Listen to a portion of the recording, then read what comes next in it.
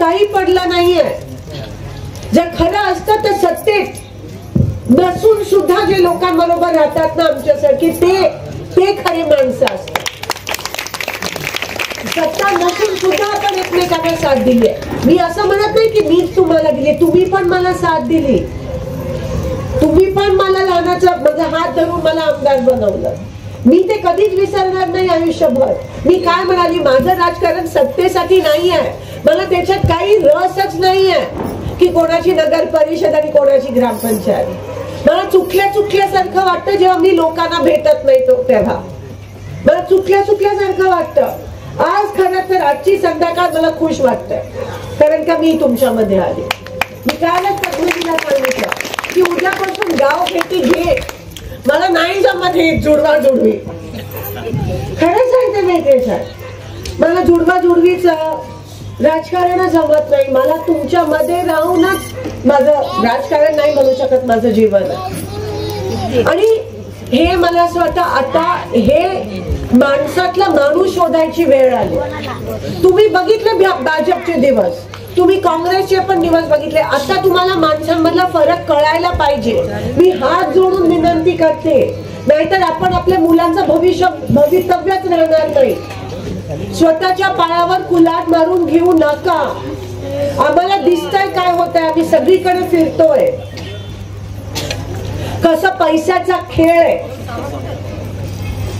10,000 रुपये बिहार मध्ये दिले. मला सांगा, एक उदाहरण देते मी तुम्हाला, स्वयंपाकाची वेळ झाली. संजय गांधी निराधारचे पैसे येत होते, कधी एक थांबले का हो? दादा जरा थांबा, आता हे महत्वाचं बोलतो. संजय गांधी निराधारचे पगारी एवढ्या वर्षात कधी थांबल्या? काँग्रेस सत्तेत असू देत नसू देत, सतत तुमच्या खात्यामध्ये संजय गांधी निराधारचा पगार आला.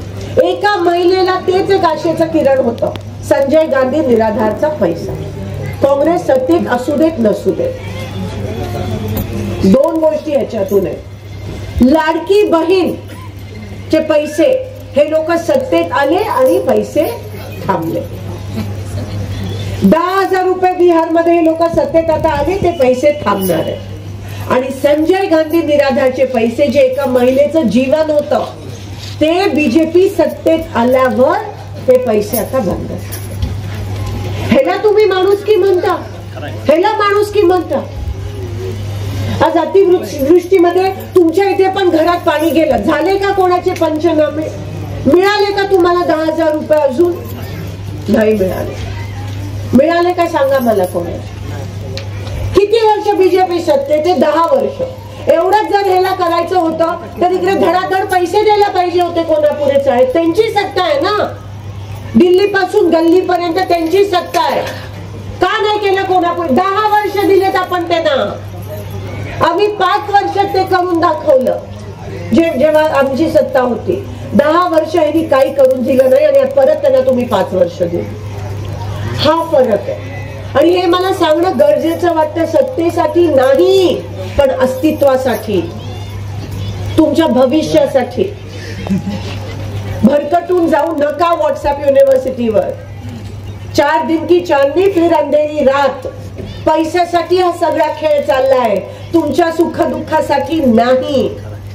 मला पण वाटलेलं हे करतील, पण जेव्हा काल परवा आम्हाला हे चित्र स्पष्ट झालं ना, कापत होते महापालिकेचे अधिकारी, कापत होते की प्रत्येक कॉन्ट्रॅक्टर ह्या लोकांनी मॅनेज करून पैसे खायला नेमलाय आणि म्हणून तुमचे पैसे थांबवले.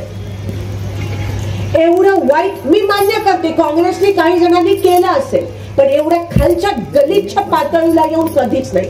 तुमच्या जीवावर तर कधीच नाही. एकमेकांचे पाय खेचले असतील, पण लोकांच्या तुम्ही बघता, हेमवतीजींना बघता, चेतन भावना बघता, श्रीदेवी गाणा, बेटे गाणा, इतक्या वर्ष तुम्ही या सगळ्यांना बघताय.